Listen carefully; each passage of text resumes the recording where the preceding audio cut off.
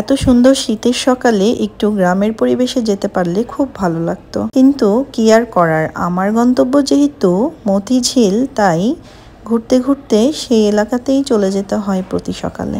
তাই আজকেও আমরা চলে গেলাম ঠিক পল্টন থেকে শাপলা চত্বর যেতে যেই রাস্তাটা, তার হাতের বামে আপনারা দেখবেন মৌবন একটি ফাস্ট ফুড কনফেকশনারি আছে। ঠিক ডান দিকের গলিতেই ৩-৪টা দোকানের পরেই এই রেস্টুরেন্টটা, মার্লিন রেস্টুরেন্ট। মনে হয় না খুব বেশি দিনের এই রেস্টুরেন্টটা। তো সেখানকার পরিবেশটাও বেশ ভালো ছিল।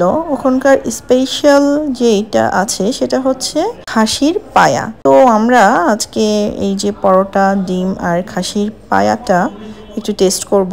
আমরা আজকে আসছি হোটেল মার্লিনে। এটার আর কোনো শাখা নেই। আমরা এখানে আসছি একটু এক্সেপশনাল কিছু খাবারের জন্য। এখানে আমরা অর্ডার করেছি রুটি, ডিম আমলেট। এটা ওদের ভাষায় বলে, ওদের খুব স্পেশাল একটা, এটাকে বলে খাসির পায়া। এটা হচ্ছে খাসির পায়া।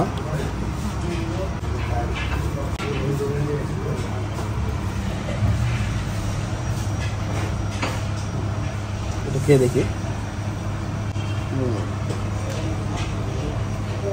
খারাপ না, খুব মজার একটা খাসির পায়াটা, খুব মজা। আমার কাছে খারাপ লাগছে না। সব ঠিক আছে।